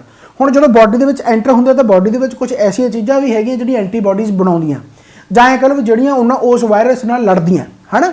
सो इस तरीके दे नाल आपां नूं पुछ लिया कि जो ह्यूमन बॉडी दे विच बी सैल ते टी सैल आ उन्हां दा काम की है। So they protects our body from the environmental allergens नहीं, दे कहते elevate the body's pain and inflammation नहीं, they act as immunosuppressant in a body बिल्कुल नहीं। ये आऊगा कि they protect the body from the disease जिहड़े कि बाहरों आउंदे आ कास्ड बाय द पैथोजेंस है ना। सो उन्होंने तो आपको प्रोटैक्ट करके रखते हैं। सो याद रखना, यानी कि बहुत सोहना क्वेश्चन है, पूछे करंट के नाल है पर पुछ साइंस का लिया। इस करके कहते होंगे भी साइंस पढ़नी चाहिए कि नहीं। करंट पढ़ो, करंट के नाल तुसीं पॉलिटी भी पढ़ोगे, हिस्टरी भी पढ़ोगे, इन्वायरमेंट भी पढ़ोगे, जियोग्राफी भी पढ़ोगे सारे। आ UPSC का पेपर देखा ना कितना ज़्यादा खतरनाक सी, कख नहीं आता सी, इन्ना ज़्यादा लैवल पा रखा सी। पर फिर भी मैं कहूँगा कि जो आंसर की प्रॉपर तरीके नाल तुसीं देखोगे UPSC की तो थोड़े जे याद करके जाओ, हो सकता पेपर के एज इट इज़ क्वेश्चन तुहानूं मिल जाए। राइट है। सो ये चलो खैर पढ़ना चाहिए भाई, जिन्ना पढ़ोगे ये पेपरों चैलेंज नहीं कोई कर सकता। पर PPSC फिर भी नायब तहसीलदार का इन्ना ज़्यादा चैलेंजिंग नहीं होगा। चलो सिविल सर्विस थोड़ा जिहा एग्जाम वखरा है ना, तो उत्थे वो अलग चीज़ है। Consider the following statements. पहला कहना in tropical reasons Zika virus disease is transmitted by the same mosquito जिहड़ा कि डेंगू करता है, सही है राइट है। इस तो बाद sexual transmission of Zika virus is possible, बिल्कुल सही है, यानी बोथ आर करैक्ट। सो यह जो क्वेश्चन तुहानूं देखने को मिल सकते हैं। हुण अगला देखो भाई करंट अफेयर आ गया, ध्यान दे नाल पढ़ना है, बहुत सोहना करंट अफेयर है। की है देखो, कहना गवर्नमेंट ऑफ इंडिया ने लॉन्च किया एक नैशनल मिशन काहदे वास्ते on natural farming NMNF, national mission on natural farming as a separate and independent scheme to promote chemical free and climate smart agriculture. यानी कि कहने का मतलब कि वधिया तरीके दे नाल क्लाइमेट नूं कोई नुकसान ना पहुँचे, कैमिकल फ्री एग्रीकल्चर नूं प्रमोट करने वास्ते एक मिशन चलाया गया, national mission on national farming. Right हो गया। हुण उहदे रिगार्डिंग कुछ स्टेटमेंट्स आ, कहंदा how is permaculture farming different for the conventional chemical farming. हुण कन्वेंशनल कैमिकल फार्मिंग बेसिकली की है, इहदे विचों बायोटैक्नोलॉजी कढ दो। जिहड़ी कन्वेंशनल का मतलब परंपरा, यानी पहला ट्रैडिशनल तरीके दे नाल चलदी आ रही है। पर जिहड़ी परमाकल्चर है, परमाकल्चर तुसीं कहो मॉडर्न टैक्नोलॉजी, मॉडर्न जिहदे विच आपां इकोसिस्टम नूं देख के सस्टेनेबल ग्रोथ देख के प्रॉपर तरीके दे नाल एनालाइज करके है ना फार्मिंग वगैरह करते हैं। सो उहदे बारे दस्सिया गया कि परमाकल्चर फार्मिंग है जिहड़ी बेसिकली वो कन्वेंशनल कैमिकल फार्मिंग तो डिफरेंट किवें है। स्टेटमेंट दित्तियां होईयां, पहला पढ़दे आपां। तां पहला तो ये रिलेटेड दिता होया देखो, कहना what is the national mission on natural farming. पहला तो थोड़ा जिहा इहदे बारे जान लो। National mission on natural farming has been formulated by upscaling the Bharatiya Prakritik Krishi पद्धति BPKP है ना, भारतीय Prakritik Krishi Paddhati to promote natural farming across the country. पूरे कंट्री के नैचुरल फार्मिंग को प्रमोट करने वास्ते national mission on natural farming यह आया। हुण जो आप क्वेश्चन ते आने कहना परमाकल्चर फार्मिंग है जी डिस्करेज करती है मोनोकल्चर प्रैक्टिस नूं, but in conventional chemical farming monoculture practice are predominate. चलो ठीक है। इस तो बाद हुण कहना परमाकल्चर फार्मिंग है जी कहना मोनोकल्चर प्रैक्टिस नूं डिस्करेज कर रही है, बट कहना कन्वेंशनल कैमिकल फार्मिंग है जी मोनोकल्चरल नूं अगे रख दिया, प्रीडोमीनेट रख दिया। ओके। दूसरा कहना कन्वेंशनल कैमिकल फार्मिंग है जी can cause an increase in soil salinity, but the occurrence of the such phenomena is not observed in the pre-cultural permaculture farming। यानी जी कन्वेंशनल कैमिकल फार्मिंग आ वो कहता भाई यानी जो सॉयल दे विच सैलिनिटी है यानी नमक आ बेसिकली वो वध जाता है, but occurrence of the such phenomena वो अपन परमाकल्चर फार्मिंग दे विच नहीं मिलता। इस तो बाद आ गया, इस तो बाद कहता जी कन्वेंशनल कैमिकल फार्मिंग है जी कहता वो ईजीली पॉसीबल है सैमी एरिड रीजन दे विच, पर permaculture farming is not so easily possible in such region. Permaculture farming यानी कि जी कि भाई नहीं तो देखने को मिलती पॉसीबल सैमी एरिड रीजन के। राइट हो गए। हुण ये किहड़ियां स्टेटमेंट है जिहड़ियां कि भाई राइट ने। बहुत सिंपल क्वेश्चन है, ध्यान दे नाल देखो। पहला परमाकल्चर फार्मिंग कहता डिस्करेज करती है मोनोकल्चर प्रैक्टिस नूं। परमाकल्चर फार्मिंग का मतलब की है कि बायोटैक्नोलॉजी पाउणी यानी कि मॉडर्न तरीके दे नाल कवर किया जाना। हैलो हैलो माइक बंद हो गया क्या?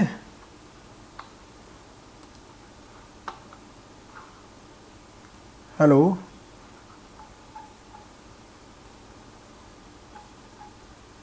एक मिनट माड़ा मैंने सैटिंग कर दो, क्योंकि पहला भी एक्चुअली आइडिया बंद हो गया सी।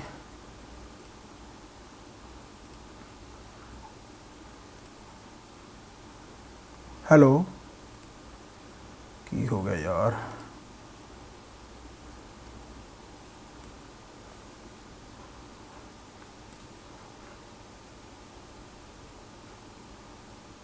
हेलो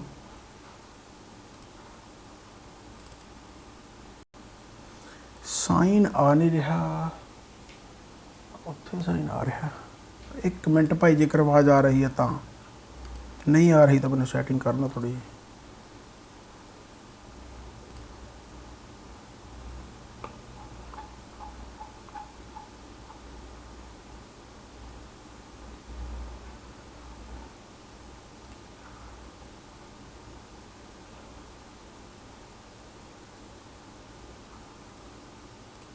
हेलो हेलो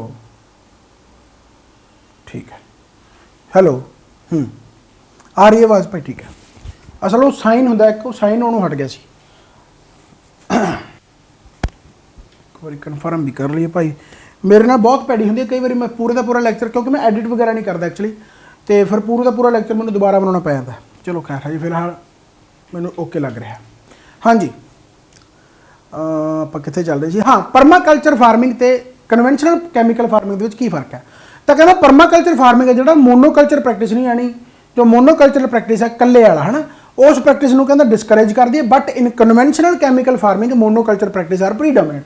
ऑब्वियस गल है, क्योंकि जी कन्वेंशनल कैमिकल फार्मिंग है बेसिकली वो एक तरीके मनो कि ट्रैडिशनल ही है ना, पर परमाकल्चर फार्मिंग के हुण बहुत सारिया मशीन्स वगैरह ऑब्वियस गल है, बहुत सारा कुछ है, मोनोकल्चर को डिस्करेज कर रही है। बिल्कुल सही है। इस तो बाद दूसरी स्टेटमेंट है कन्वेंशनल कैमिकल फार्मिंग कहता can cause an increase in soil salinity. बिल्कुल सही है ना, पर परमाकल्चर यह कुछ नहीं करता। मोनोकल्चर के अकॉर्डिंग जो जोड़ा कन्वेंशनल कैमिकल है वो मोनोकल्चर को प्रमोट कर रहे हैं या मोनोकल्चर वो आ जाता, तो ऑब्वियस गल है सॉइल की जी सैलिनिटी है वो इंक्रीज होनी है। ऑब्वियस गल वो फर्क पैंदा, बट परमाकल्चर के आपको देखने को घट मिलता। तीसरी स्टेटमेंट कन्वेंशनल कैमिकल फार्मिंग कहता ईजीली पॉसीबल है सैमी एरिड रीजन के, but permaculture not so easily in such region. ये स्टेटमेंट अपने को गलत है, यानी ये स्टेटमेंट आ जाएगी ओनली 1 and 2, यानी यदा आंसर आ जाए। ठीक है। सो यही स्टेटमेंट है। काफ़ी सोहने क्वेश्चन है, काफ़ी सोहने क्वेश्चन है। ये हजम भी उन्होंने आउणगे जिन्होंने थोड़ा जिहा वधिया पढ़न की आदत लगी हुई है, नहीं तो हल करन तो बहुत सारी लाइव क्लासां तुसीं देखदी होगे जिते गल्लां बातां हल करके करते हैं। तो चलो ठीक है। इस तो बाद अगर जी which of the following is a chief characteristic of mixed farming. हुण मिक्सड फार्मिंग बेसिकली की है? मिक्सड फार्मिंग के होंदा देखो सी ऑप्शन आ जाऊगा, कहता रेयरिंग ऑफ एनीमल, ऑब्वियस गल है पशु पालन and cultivation of the crops together उन्होंने इकट्ठियां नूं मिक्सड फार्मिंग आप कह दें पशु वगैरह चारने है ना सो मिक्सड फार्मिंग का ही एक हिस्सा है। तीसरी स्टेटमेंट आ जाऊगी राइट। हुण आ गया भाई अगला क्वेश्चन बहुत वधिया ध्यान दे नाल करना है। देखो कहना कि स्टडी पब्लिश हुई है in nature and has revealed that rapidly जो मेल्टिंग अंटार्कटिक राइस है और राइस कह गया आइस है जोड़ा है ना बर्फ है जी बेसिकली ग्लेशियर है बेसिकली अंटार्कटिक आइस है जी is dramatically slowing down the flow of water through the world's oceans and could have a disastrous impact on the global climate, marine food chain and the stability of the ice shelves. So basically ये कहते भी recent ਦੇ ਵਿੱਚ ਹਾਲ ਹੀ ਦੇ ਵਿੱਚ ਇੱਕ nature ਦੁਆਰਾ ਯਾਨੀ ਸਟੱਡੀ ਜਿਹੜੀ ਨੇਚਰ ਦੀ ਪਬਲਿਸ਼ ਕੀਤੀ ਗਈ ਹੈ ਜਿਹਦੇ ਵਿੱਚ ਕਿਹਾ ਕਿ ਅੰਟਾਰਕਟਿਕ ਜਿਹੜਾ ਆਈਸ ਆ ਭਾਈ ਉਹ ਦਿਨੋਂ ਦਿਨ ਪਿਘਲ ਰਿਹਾ ਤੇ ਉਹ ਵਾਟਰ ਦਾ ਜਿਹੜਾ ਫਲੋ ਹੈ ਬੇਸਿਕਲੀ ਓਸ਼ੀਅਨਸ ਦਾ ਉਹਨੂੰ ਫਲੋ ਨੂੰ ਥੋੜਾ ਜਿਹਾ ਯਾਨੀ ਉਹਦੇ ਵਿੱਚ ਘਟਾ ਰਿਹਾ ਉਸ ਫਲੋ ਨੂੰ ਰਾਈਟ ਹੈ थोड़ा जिहा स्लो डाउन कर रहा उस करके global climate change marine food chain हो गया यानी उन्होंने काफ़ी ज़्यादा डिजास्टरस यानी कि बुरा प्रभाव पै रहा है। So with reference to the water on the planet Earth हुण पूरे धरती ते पानी नूं लैके कुछ स्टेटमेंट्स है दसो भाई। देखो कितना सोहना क्वेश्चन है यार क्या बात बहुत सोहना क्वेश्चन है। The amount of water in the rivers and lakes is more than the amount of ground water कहता जिहड़ा पानी है रिवर्स ते लेक्स का वो कहते ग्राउंड वाटर के पानी नालों ज़्यादा है। दूसरी कहना अमाउंट ऑफ वाटर जो पोलर आइस कैप्स जोड़ा है एंड ग्लेशियर है उत्थे जो पानी है बेसिकली वो ज़्यादा है ग्राउंड वाटर तो दसो कि स्टेटमेंट करैक्ट है। हुण थोड़ा जिहा आने आप इस डिस्ट्रीब्यूशन करता तुहाडे लई बहुत इंपॉर्टेंट है। कहना distribution of water on the surface of the earth पूरी धरती पर डिस्ट्रीब्यूशन किया गया परसेंटेज के तौर पर लिखा गया सारा कुछ जो रिजर्वायर है जिमें ओशियनस जो पानी है भाई 97.25% है यानी सब तो ज़्यादा ओशियनस है सब तो ज़्यादा ओशियनस हो गया आ थोड़े लिए यह भी लिखता मैं राइट है। इस तो बाद आ गया जी आइस कैप्स एंड ग्लेशियर 2.5% है यानी दूसरे नंबर पर आए थे आइस कैप्स से ग्लेशियर जिथे अपन पानी ज़्यादा मिलता। उस तो बाद आ जाते ग्राउंड वाटर जिथे 0.68 है तीसरे नंबर पर ग्राउंड वाटर आ गया। फिर आ गए तो लेक्स 0.01 लेक्स आ गया। फिर मिट्टी के जो मोइस्चर है सॉइल मोइस्चर 0.005 एटमोसफीयर के 0.001 स्ट्रीम्स हो गई रिवर्स हो गई 0.001 एंड बायोस्फीयर के 0.00004 समझ लग गई। सो ये सारा कुछ तो डिस्ट्रीब्यूशन है जी पानी की पूरी धरती पर याद रखनी है यानी सब तो ज़्यादा ओशियन सब तो घट बायोस्फीयर है ना। सो ओशियन हो गया फिर आइस कैप ग्लेशियर हो गया ग्राउंड वाटर हो गया फिर लेक्स हो गया सॉइल मॉइस्चर हो गया atmosphere streams and rivers and biosphere ये असेंडिंग डिसेंडिंग ऑर्डर जो भी तुम याद रखना। हुण आने क्वेश्चन तो देखो कहना amount of water in the rivers and lakes is more than the amount of ground water जोड़ा कि गलत हो जाऊगा क्योंकि ग्राउंड वाटर का पानी है जो लेक्स तो ज़्यादा है समझ लगी भाई। इस तो बाद देखो दूसरी कहना amount of water in the polar ice caps and the glacier is more than the amount of the ground water बिल्कुल सही है यानी ओनली 2 आंसर राइट बन जाएगा। सो सब तो ज़्यादा ओशियन हो गया फिर आइस कैप्स एंड ग्लेशियर हो गया फिर ग्राउंड वाटर हो गया फिर लेक हो गया फिर उस तो बाद soil moisture atmosphere stream and river ते बायोस्फीयर। और समझ आ गई भाई पढ़िया कदे एवें पढ़िया हो तो वधिया गल है पर पंजाबी च इहो जिहे कंटेंट घट मिलते हैं हिंदी च ज़्यादा पढ़ते हैं। असल में मैनू भी प्रॉब्लम यह आई मैं एवें दसां जो मैं तैयारी की है तो थोड़ा जिहा पंजाबी वालिਆਂ ਨੂੰ ਐਂ इग्नोर किया जाता भी ये तो पंजाबी च जी। मैनू बहुत सारे स्टूडेंट दसते हैं कई बार कि जी वो फलाना स्टूडेंट थोड़े तो नहीं पढ़ा वो जी पंजाबी च पढ़ाते वो सोफिस्टिकेटेड टीचर तो पढ़ते हैं जोड़े हिंदी इंग्लिश मिक्स ये करके हाँ वाह वाह वाह ना वो इधर आप देसी तरीके यानी नॉलेज होनी चाहिए। हाँ कमियां रहिंदियां मैं नहीं कहता भी इंग्लिश होनी नहीं चाहिए UPSC वगैरह लिखण दे विच बड़ियां कमियां आउंदियां ऑब्वियस गल आप भी यह चीज़ां देखियां पर वही गल है भी चलो चीज़ां जे आप नूं नहीं आईयां तो मैं थोनों गाइड तो प्रॉपर तरीके नाल कर सकदा है ना। अपने वेले अवेयरनैस उन्नी नहीं सी भाई हुण तुहाडे वेले अवेयरनैस हैगी आ तो ऑब्वियस गल है तुसीं उवें हैंडल कर सकते हो पर knowledge Punjabi Hindi English just मर्जी होवे नॉलेज आनी चाहिए है जस्ट तुसीं ज़्यादा कंफर्टेबल हो। चलो खैर तो आप पढ़ते हैं कहना जी what are the India's initiative in the Antarctica context. हुण अंटार्कटिका आइस है जो मैं तुहानूं दस्सिया कि उत्थे मेल्ट हो रही है उन्होंने देख कौन रहा तो अलग अलग कंट्री ने अलग अलग एग्रीमेंट किए हुए एक यूनियन बनाई हुई है बेसिकली भी असीं इस तरीके दे नाल उहनूं प्रॉपर तरीके दे नाल देख रहे हैं रिसर्च कर रहे हैं तो इंडिया ने भी किया होया भाई जिन्होंने आपां कहने अंटार्कटिक ट्रीटी। हुण इंडिया ने यह ऑफिशियली साइन की है अंटार्कटिक ट्रीटी जिहड़ी की सी 1 अगस्त 1983 में बहुत इंपॉर्टेंट डेट है यानी 1983 1 अगस्त ऑफ 1983। अंटार्कटिक ट्रीटी की है 12 सितंबर 1983 तो India became the 15th consultative member of the Antarctic treaty. यानी सलाहकार सलाह जिमें एक सलाह देने वाले मैंबर होंगे उमें इंडिया 1983 तो अंटार्कटिक ट्रीटी का एक सलाहकार मैंबर हैगा। राइट, एक तो ये स्टेटमेंट जरूर इंपॉर्टेंट होगी। दूसरी स्टेटमेंट की आ कहता रिसर्च स्टेशन हुण अपना ऑब्वियस गल है सलाहकार तो ठीक है उत्थे है कौन अपना तो उत्थे अपने रिसर्च स्टेशन है। एक तो डीकमीशन हो गया राइट, जिन्होंने आप दक्षिण गंगोत्री कहने। सो दक्षिण गंगोत्री तो क्वेश्चन बहुत बार पूछे जाते हैं। एक तो दक्षिण गंगोत्री स्टेशन अपना अंटार्कटिक दे विच एंड एक हैगा मैत्री स्टेशन। सेम जेकर आप आर्कटिक रीजन दे विच जाइए आर्कटिक रीजन दे विच जाइए तो उत्थे भी अपना एक स्टेशन हैगा जिन्होंने आप कहने जी हिमाद्री अपना उत्थे रीजन हैगा। पर अंटार्कटिक दे विच अपने दो स्टेशन है, दक्षिणी गंगोत्री स्टेशन ते मैत्री स्टेशन। ये दोनों स्टेशन याद रखने तो वन लाइनर क्वेश्चन बहुत बार पूछे जाते हैं एंड ये रिसर्च वगैरह उत्थे करते हैं। हुण एस्टैब्लिशमेंट ऑफ NCAOR यानी National Centre for Antarctic and Ocean Research, ये जिहड़ी एस्टैब्लिशमेंट हुई है was establish to conduct the country's research activities in the polar and the Southern Ocean realms. यानी यह बेसिकली जिहड़ी प्रॉपर तरीके दे नाल एस्टैब्लिशमेंट की गई है और स्पैशली इस करके की गई है कि उत्थे जो भी गतिविधियां हो रही हैं ओशन रियाम्स दे विच या पोलर रीजन दे विच सदर्न रीजन दे विच उन्हां नूं प्रॉपर तरीके दे नाल देखिया जा सके। समझ लगी? सो मेरे हिसाब से आ फुल फॉर्म तुसीं जरूर याद रख सकते हो। बाकी दक्षिण गंगोत्री मैत्री स्टेशन वगैरह याद रखना। हुण वन लाइनर क्वेश्चन किवें पूछे जा सकते हैं कि वट इज़ दक्षिण गंगोत्री। हुण जिन्हें नहीं पढ़िया वो पहले ही आंसर ला दो कि दक्षिण गंगोत्री हाँ जी second source of river Ganga in the south of Gangotri. उन्हें नाल दे नाल आंसर ला देना क्योंकि दक्षिण गंगोत्री बारे बहुत घट पढ़ते हैं। पर दक्षिण गंगोत्री बेसिकली की है, यह दक्षिण गंगोत्री हैगा भाई एक रिसर्च स्टेशन आ, Indian research station in Antarctica. So ये काफ़ी इंपॉर्टेंट है। समझ लगी भाई? इस तो बाद आ गया which among the following are not the Indian research station in Antarctica, कि केड़ा रिसर्च स्टेशन उत्थे नहीं हैगा। तो अपने तीन मिलते हैं उत्थे भाई, हिमाद्री आर्कटिक ते है, अपने मैत्री हो गया, दक्षिण गंगोत्री हो गया ते भारती हो गया। ये तिन्ने स्टेशन आ जिहड़े बेसिकली आपां नूं अंटार्कटिका दे विच मिलते हैं। यानी आंसर इहदा की आ जाऊगा हिमाद्री, क्योंकि आपां नूं इत्थे नॉट पुछया सी। तो तीन याद रख लूँगा, मैत्री दक्षिण गंगोत्री ते भारती। अगला आ गया भाई क्वेश्चन, ध्यान दे नाल क्वेश्चन पढ़ना, बहुत सोहना क्वेश्चन है। राइट, देखो कहता जी एस्ट्रोनॉमर्स हैव डिस्कवर्ड, एस्ट्रोनॉमर ने कहता डिस्कवर किया an ultra massive black hole, एक डिस्कवर किया using gravitational lensing. Gravitational lensing के नाल उन्होंने एक ब्लैक होल लभ्यागा। ये phenomena where a foreground object bends light from a distant object behind it. यानी कहने का मतलब ब्लैक होल नूं समझना, जेकर ब्लैक होल एक ऐसी चीज़ है भी जी हर चीज़ को समा लेंदी है। हर चीज़ को समाउण का मतलब भी इन्नी ज़्यादा ग्रैविटी है, इन्नी ज़्यादा ग्रैविटी है कि उहदे विचों चानण भी बाहर नहीं आ सकता, लाइट भी बाहर नहीं आ सकती। एंड ब्लैक होल बनता किवें है, जिवें एक नवा जवाक जमदा तो जमदा फिर जवान हुंदा फिर बुढ़ा हुंदा तो फिर मर जाता। हुण ओह जिस तरीके दे नाल जम्मिया तो जिस तरीके दे नाल वड्डा होया उस ते डिपेंड करता ब्लैक होल। ब्लैक होल एक ऐसा होल है कि जिहदे विच हर चीज़ समा जाती है, इन्नी ज़्यादा उत्थे ग्रैविटी है। हुण जदों कोई स्टार बनदा गा, स्टार दे ब्लैक होल की यानी कैटागरी दे विच भी आ जाते हैं, इहदी भी 3-4 कैटागरी आ जांदियां।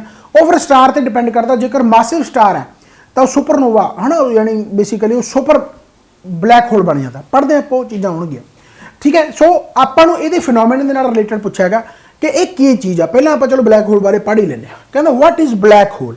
ब्लैक होल की आ? ब्लैक होल तुहानूं मैं वैसे तो दस ही दिता कि black hole are the region, वो रीजन है of space time where gravity is so strong, gravity इन्नी ज़्यादा स्ट्रोंग है that nothing not even light, जेड़ा कुछ वो चला गया बाहर नहीं आ सकता, इन्नी ज़्यादा ग्रैविटी है, कैन एस्केप फ्रॉम दैम, यानी उदों बाहर नहीं आ सकती, नॉट ईवन लाइट। दूसरी कहता they are formed when massive star collapse, जो बहुत वड्डा स्टार मर जाता, कोलैप्स हो जाता, in on itself at the end of its life, खत्म हो जाता, creating an incredibly dense object बन जाता with a gravitational pull that is so strong that it warps space time around it. यानी जो समा टाइम वो भी खड़ जाता है, इन्नी ज़्यादा ग्रेविटी भी कोई चीज़ सारी चीज़ संभाल लेंदा है, जो स्पेस टाइम है उसको भी बिगाड़ देता बेसिकली। राइट हो गया।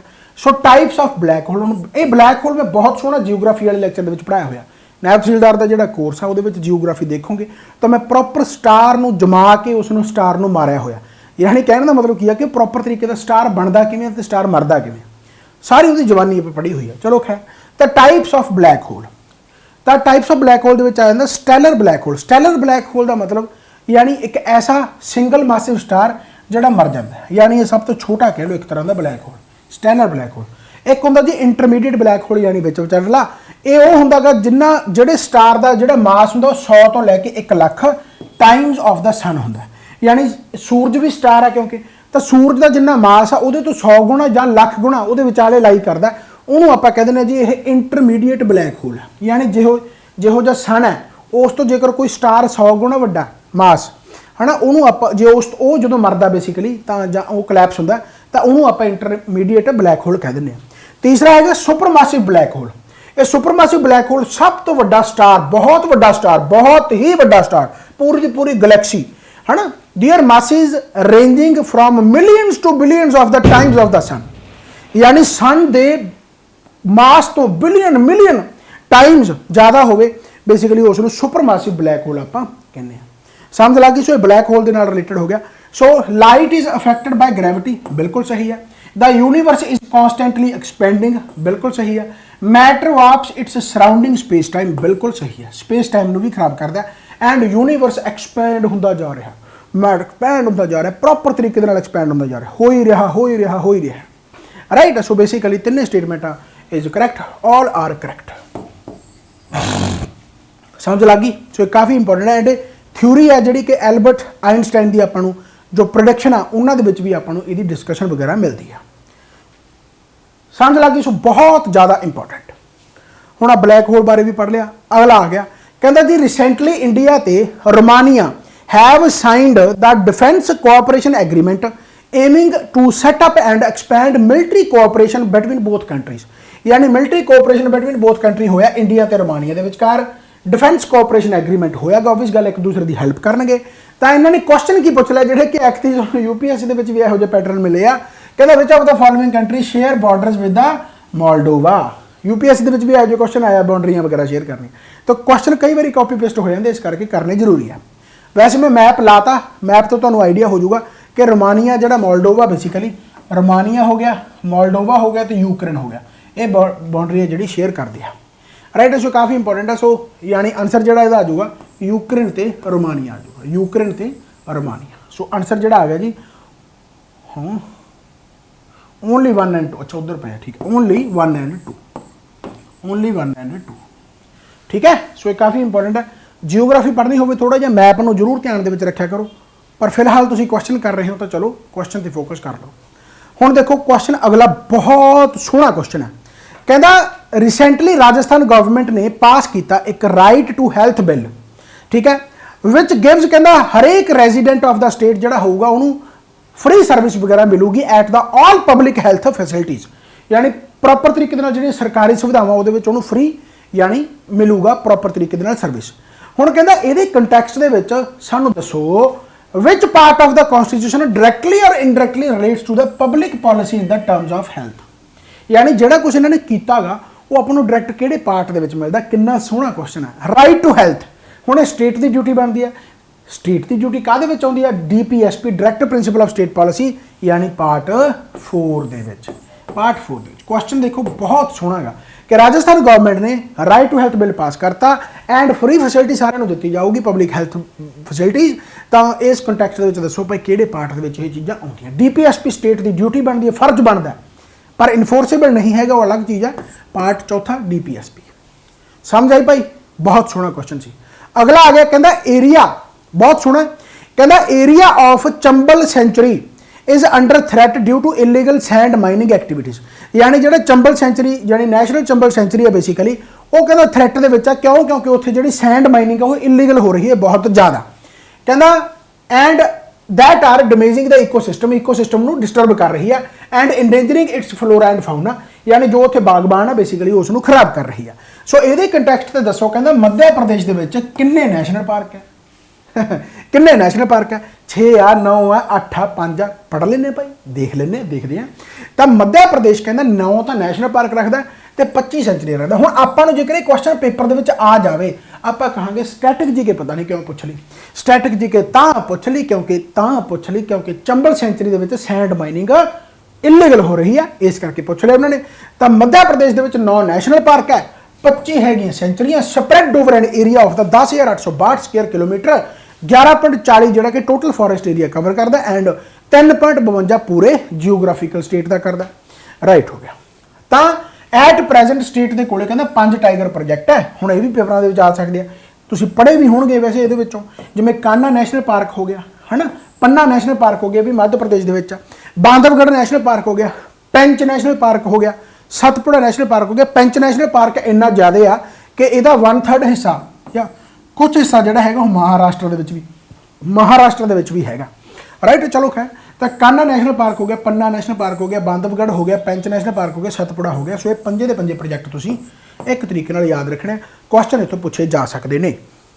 राइट है। हुण जदों इत्थे इन्ने ज़्यादा टाइगर प्रोजैक्ट आ, इस करके इसनूं टाइगर स्टेट भी कहा जाता। It is also known as a tiger state as it occupies 19% of the India's tiger population. 19% आ देख लो।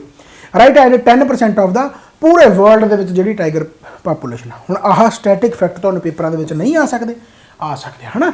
तो पूरे वर्ल्ड का 10% तो 19% पूरे इंडिया का टाइगर रखता, इस करके टाइगर स्टेट इनू कहा जाता है। हुण क्वेश्चन तो जेकर मुड़िए तो किन्ने नैशनल पार्क है भाई, 9 नैशनल पार्क तो 25 वाइल्ड लाइफ सेंचुरी है। ये तुसीं जरूर याद रखना।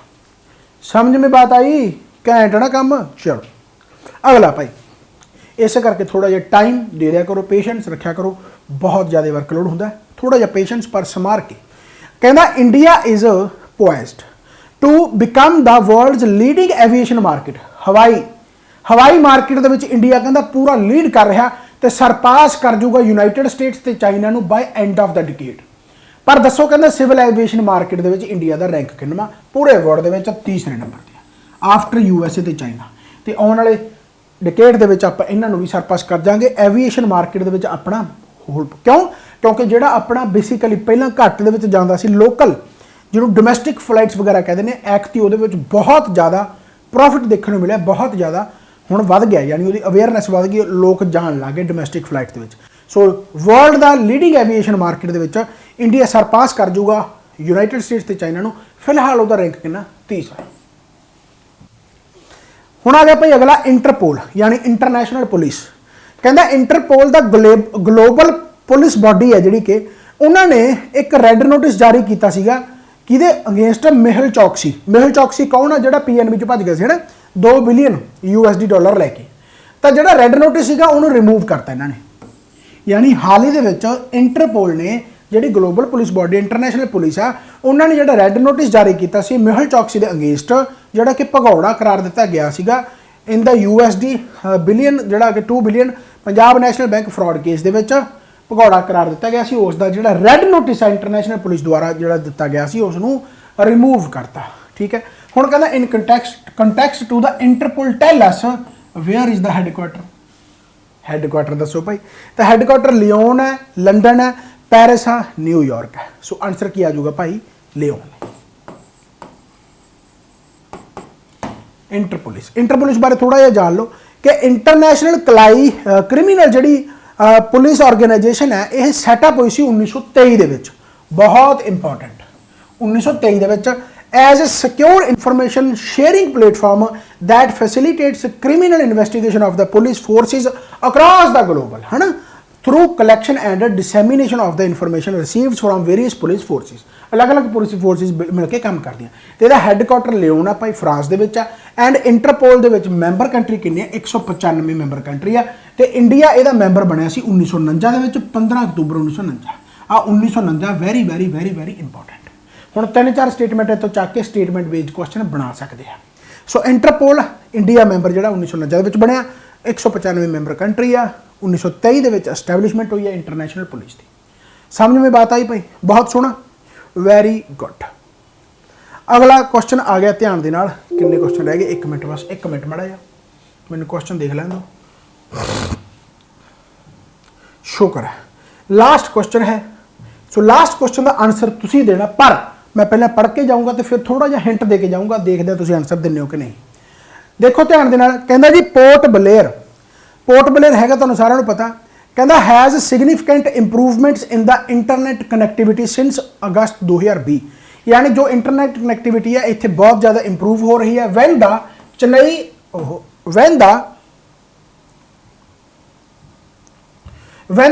Andaman and Nicobar islands cable was inaugurated. ਜਦੋਂ ਕਹਿੰਦਾ ਚੇਨਈ ਅੰਡੇਮਾਨ ਨਿਕੋਬਾਰ ਆਈਲੈਂਡ ਕੇਬਲ ਜਿਹੜੀ ਇਨੈਗੋਰੇਟ ਕੀਤੀ ਗਈ ਆ ਤਾਂ ਜਿਹੜੀ ਇੰਟਰਨੈਟ ਕਨੈਕਸ਼ਨ ਹੈ ਬੇਸਿਕਲੀ ਪੋਰਟ ਬਲੇਅਰ ਦੇ ਵਿੱਚ ਉਹ ਕਾਫੀ ਜ਼ਿਆਦਾ ਇੰਪੋਰਟੈਂਟ ਸਿਗਨੀਫਿਕੈਂਟ ਹੋ ਗਿਆ, ਯਾਨੀ ਕਾਫੀ ਜ਼ਿਆਦਾ ਵੱਧ ਗਿਆ, ਵਧੀਆ ਹੋ ਗਿਆ। ਤਾਂ ਉਹਦੇ ਕੰਟੈਕਸਟ ਦੇ ਵਿੱਚ ਦੱਸੋ, ਕਹਿੰਦਾ ਕੋਰਲ ਰੀਫ ਆ ਜਿਹੜੇ ਆਪਾਂ ਨੂੰ ਕਿੱਥੇ ਮਿਲਦੇ ਆ। ਹੁਣ ਕੋਰਲ ਰੀਫ ਤੁਹਾਨੂੰ ਸਾਰਿਆਂ ਨੂੰ ਪਤਾ ਹੋਣਾ ਚਾਹੀਦਾ, ਪਰ ਉਹ ਮਿਲਦੇ ਕਿੱਥੇ ਕਿੱਥੇ ਆ, ਇਹ ਆਪਸ਼ਨ ਦੇ ਵਿੱਚ ਤੁਸੀਂ ਆਨਸਰ ਦੱਸਣਾ। Andaman Nicobar island, Gulf of Kutch ਹੈ, ਗਲਫ ਆਫ ਮਨਾਰ ਹੈ ਜਾਂ ਸੁੰਦਰਬਨ ਹੈ। ਆਨਸਰ ਕੀ ਆਊਗਾ ਕਮੈਂਟ ਬਾਕਸ ਦੇ ਵਿੱਚ ਆਉਣਾ ਚਾਹੀਦਾ, ਪਰ ਥੋੜਾ ਜਿਹਾ ਪਹਿਲਾਂ ਮੈਂ ਦੱਸ ਦੇਣਾ, ਫਿਰ ਤੁਹਾਨੂੰ ਹਿੰਟ ਮਿਲ ਜੂਗਾ। ਇੱਥੋਂ ਸਾਰਾ ਹਿੰਟ ਮਿਲ ਜੂਗਾ ਕਿ ਕੋਰਲ ਰੀਫ ਬੇਸਿਕਲੀ ਹੈ ਕੀ। ਇੱਕ ਲਿਵਿੰਗ ਆਰਗੈਨਿਜ਼ਮ ਆ, ਜਦੋਂ ਮਰ ਜਾਂਦਾ ਬੇਸਿਕਲੀ ਉੱਥੇ ਹੀ ਉਹ ਕੋਰਲ ਰੀਫ ਇਕੱਠੇ ਹੋਈ ਜਾਂਦੇ ਤੇ ਆਬਵੀਅਸ ਗੱਲ ਆ ਉਹ ਇੱਕ ਲੈਂਡ ਦੀ ਫਾਰਮ ਦੇ ਵਿੱਚ ਆ ਜਾਂਦੇ। ਮੋਸਟ ਆਫ ਦਾ ਵਰਲਡਸ ਕਹਿੰਦਾ coral reef are located within the tropical zone between 30 degree north ਤੇ 30 ਡਿਗਰੀ ਸਾਊਥ ਲੈਟੀਟਿਊਡ ਤੇ। ਸੋ ਯਾਦ ਰੱਖਣਾ ਕਿ ਪੂਰਾ ਜੇਕਰ ਦੇਖਿਆ ਜਾਵੇ ਆ ਇਕੁਏਟਰ ਹੈ, 30 ਡਿਗਰੀ ਨਾਰਥ ਹੋ ਗਿਆ ਤੇ 30 ਡਿਗਰੀ ਸਾਊਥ ਹੋ ਗਿਆ, ਯਾਨੀ ਟੈਂਪਰੇਟ ਰੀਜਨ ਦੇ ਵਿੱਚ ਤੁਹਾਨੂੰ ਨਹੀਂ ਮਿਲਦੇ, ਸਾਰੇ ਟ੍ਰੋਪੀਕਲ ਰੀਜਨ ਹੀ ਆ। ਇਸ ਤੋਂ ਬਾਅਦ ਟੈਂਪਰੇਟ ਰੀਜਨ ਆ ਗਿਆ ਨਾ, ਚਾਹੇ ਉੱਤੇ ਚਾਹੇ ਥੱਲੇ ਦੇਖ ਲਓ, ਤਾਂ ਟ੍ਰੋਪੀਕਲ ਰੀਜਨ ਦੇ ਵਿੱਚ ਮਿਲਦੇ ਆ। ਸਭ ਤੋਂ ਇੰਪੋਰਟੈਂਟ ਕੁਐਸਚਨ ਇੱਥੋਂ ਬਣਦਾ ਪਹਿਲਾਂ ਦਾ, ਇਹ ਯਾਦ ਰੱਖਣਾ। ਇਸ ਤੋਂ ਬਾਅਦ ਕੰਡੀਸ਼ਨਸ ਕਿਹੜੀਆਂ ਕੋਰਲ ਰੀਫ ਨੂੰ ਗਰੋਥ ਹੋਣ ਵਾਸਤੇ। ਕਹਿੰਦਾ ਇਹ ਪ੍ਰੈਫਰਡ ਟੈਂਪਰੇਚਰ ਜਿਹੜਾ ਹੈਗਾ 22 ਡਿਗਰੀ ਤੋਂ 30 ਡਿਗਰੀ, ਟ੍ਰੋਪੀਕਲ ਰੀਜਨ ਆਬਵੀਅਸ ਗੱਲ ਹੈ, ਤਾਂ ਇਹ ਹੋ ਗਿਆ। For the growth of coral कहता depth of the water should not exceed 200 metre, यानी जी कोरल रीफ वास्ते कहता जो पानी का जोड़ा यानी डेप्थ है जी डूंघाई है 200 मीटर तो ज़्यादा ना हो। ठीक है जी। कोरल्स कहता can live only saline waters, यानी सलाइन वाटर जोड़े उत्थे होंदे आ रहिंदे आ। द एवरेज सैलिनिटी जी होनी चाहिए वो 27 तो लैके 40% होनी चाहिए to their proper for their proper growth. ठीक हो गया। ये तो कंडीशन दस रहे हैं भी कोरल रीफ, क्योंकि इतों क्वेश्चन भी बन सकते हैं।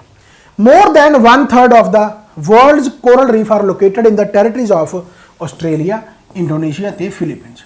ऑब्वियस गल है क्योंकि कॉन्टीनेंट है आस्ट्रेलिया तो राइट, इंडोनेशिया बहुत सारे आईलैंड्स है राइट, तो जिथे आईलैंड ज़्यादा होंगे ऑब्वियस गल है उत्थे कोरल रीफ आपको ज़्यादा मिलणगे। सो 1/3 तो भी ज़्यादा कहता कोरल रीफ जो आपको मिलते हैं वो आस्ट्रेलिया, इंडोनेशिया तो फिलीपींस के मिलते हैं। इतों भी क्वेश्चन वगैरह बन सकता है। हुण आ गया कोरल रीफ इंडिया दे विच, जिथों क्वेश्चन मैं पूछा होया। हुण कोरल रीफ इंडिया दे विच कित्थे मिलदा, अंडेमान एंड निकोबार आइलैंड दे विच मिलदा, गल्फ ऑफ कच्छ दे विच मिलदा, north west coast in Gujarat जिहड़ा स्टेट दे विच आ, लक्षद्वीप हो गया उत्थे कोरल रीफ मिलदे, in the Arabian sea, in the south west of Kerala coast हो गया, गल्फ ऑफ मन्नार हो गया in the south east in the Tamil Nadu हो गया, पाक स्ट्रेट हो गया in the south east India. यानी इत्थे आपां नूं बेसिकली मिलदा गा कोरल रीफ। हुण ईमानदारी दे नाल पहलां तां इह दसना कि लैक्चर किवें लग्गिया, मत्था खपाई ज़्यादा वधिया लगी कि नहीं। बाकी उही गल है भी जो कमियां मैं उन्होंने पूरा करने की होर कोशिश करूँगा, पर मैनूं इहदा आंसर कमेंट दे विच जरूर दस के जाओ ताकि मैनूं तसल्ली हो जाए कि भाई तुसीं प्रॉपर तरीके दे नाल इस लैक्चर नूं देखिआगा। कमेंट बॉक्स दे विच आंसर तुहाडा इसदा आउणा चाहिए। ठीक है भाई, so thank you so much, bye bye, take care. आपां होर नवीं वीडियो नाल इसी तरीके नाल मिलदे रहांगे। बाय बाय, धन्नवाद, थैंक यू सो मच। ठीक है, टेक केयर, बाबा नानक मेहर करे, चढ़दी कला च रहो।